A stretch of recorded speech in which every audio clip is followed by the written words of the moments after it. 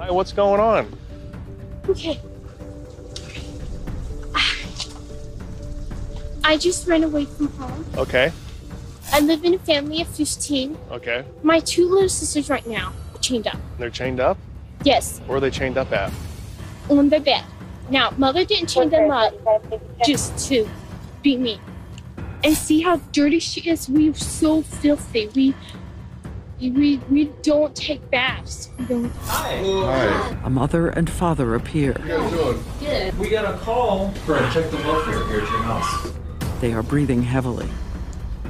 How you doing, sir? I'm doing good. Okay. We were just in bed. I mean, like. Hi.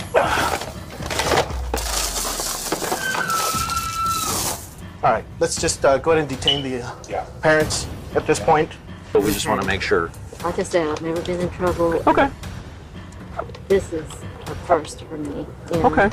Well, I don't understand.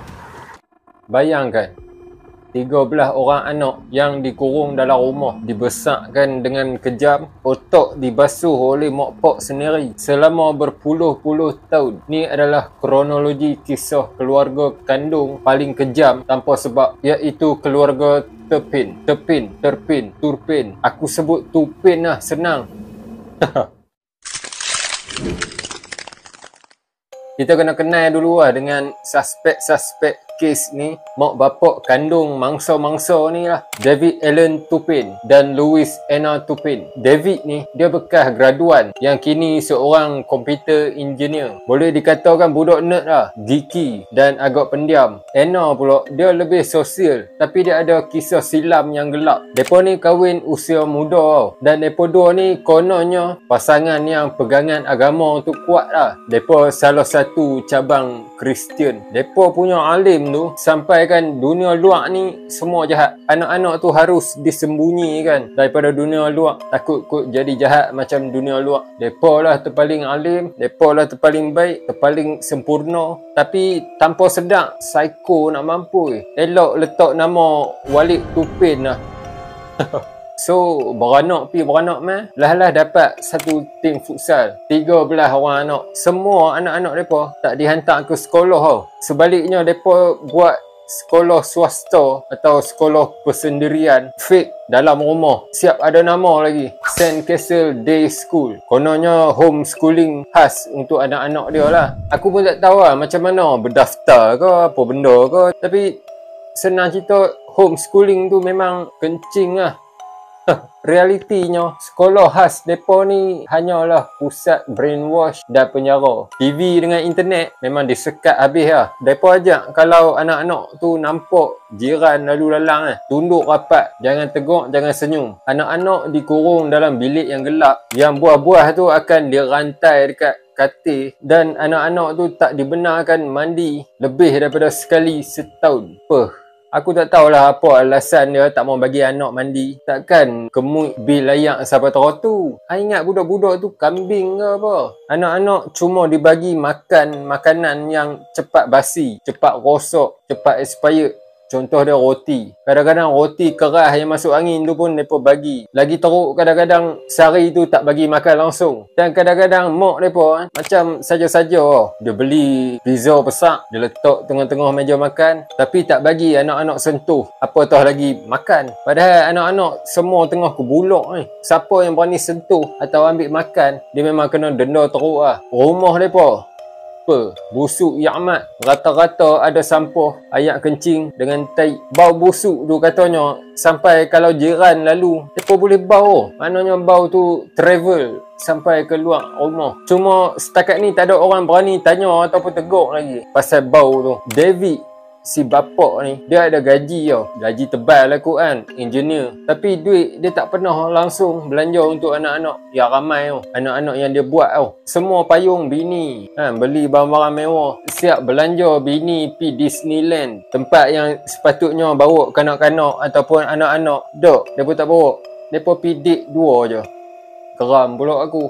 Sebelum ni dah ada dah seorang anak yang try nak lari daripada rumah. Tapi mission fail dan dia kena hukum teruk lah. Kali ni turn anak ke-10 pula nak lari, iaitu Jordan Tupin. Jordan ni dia ada simpan satu telefon buruk yang boleh pakai lagi lah. Dia simpan senyap-senyap lah selama ni. Dia ada record keadaan dalam rumah, apa yang dia dengan adik-beradik dia kena. Dia cuma tunggu detik yang sesuai lah.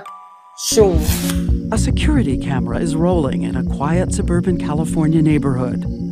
At the house across the street, in the shadows, someone quietly opens a window and slips out. Watch, there. A blurry figure stepping forward, a small, uncertain girl, heading one way. Then she turns, hesitates, and starts to run, clutching an old cell phone.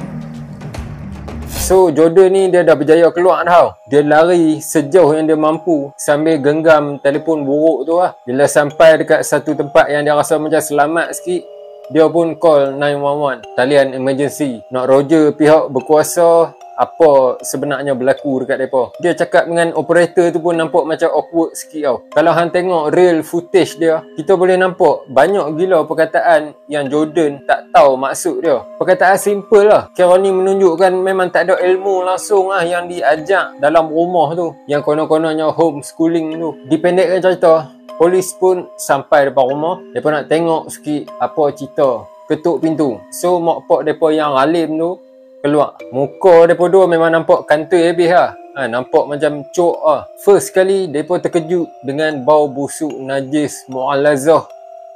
Lepas tu bila mereka masuk dalam lagi, jumpa beberapa orang anak-anak Tupin. Kebanyakannya kurus, tinggal rangka, semata-mata kulit dengan tulang. Bila mereka masuk lagi, mereka nampak ada 3 orang anak yang tengah kena rantai dekat katil. Masalah dia, anak-anak Tupin ni, dia bukan kanak-kanak saja tau. Yang besar pun ada. Ada yang cecah umur 29 tahun. Umur 29 tapi nampak macam sekolah menengah. Ada yang umur 28 tapi berat 37 kilo lah. Betapa tak cukup nutrisinya. Nampak sangat lah tak dapat makan. Polis juga dapati ada ramai di kalangan anak-anak Tupin tu yang macam tak tahu apa. Siap tanya lagi, polis tu apa? Hospital tu apa? Ubat tu apa? Ni sampai tak ajak apa langsung ni. Homeschooling jadah apa?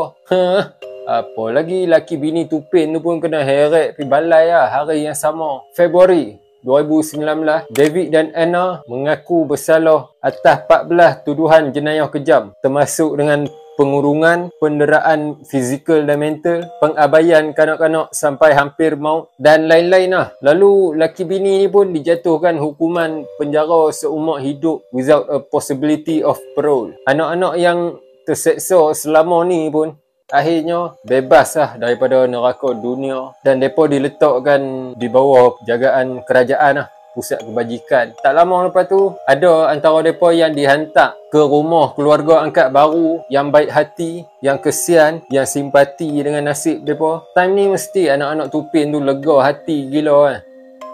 Dok, sebenarnya ada lagi. Setelah beberapa tahun lepas tu, ada laporan daripada ABC News mendedahkan yang anak-anak Tupin masih lagi diseksa dekat dalam rumah keluarga angkat baru. Sebab keluarga angkat baru ni lebih kepada nak ambil kesempatan atas kesempitan. Anak-anak ni langsung tak dapat akses dana derma-derma awam yang sepatutnya memang hak milik mereka. Keluarga angkat baru tu balun semua duit mereka. Mereka masih lagi kekurangan makanan, jagaan kesihatan, masih lagi dikurung, masih lagi dilapakkan. Bukan tu je weh, ada lagi teruk. Anak-anak Tupin ni mereka still lagi kena penderaan fizikal. Dan yang lagi sedih lah, ada 2 orang antara mereka yang waktu tu bawah umur lagi kena hadap jenayah seksual. Basically bapak kandung dengan bapak angkat tu sama-sama setan. Mak bapak angkat baru mereka ni siap ugut mereka lagi. Ugut tak bagi cakap dengan pihak luar. Diarahkan untuk bohong time sesi kaunseling atau time jumpa pegawai kebajikan. Beberapa tahun lepas tu, ada di antara mereka yang beranikan diri untuk cakap pasal benda ni. Lah kantoi jugalah walaupun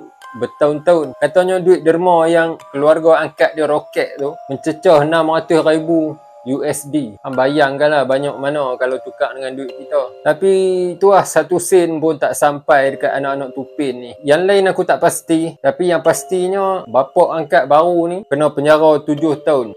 Pelik-pelik bai dekat luar sana. 2 round mat kena getah. 2 round mak pok tak boleh pakai. Aku harap keturunan kita semua takkan pernah merasa situasi yang macam ni. Komen sikit lah pendapat hang. Jangan lupa like, share, follow, subscribe. Banyak lagi kisah yang akan diludah. Gerak lu.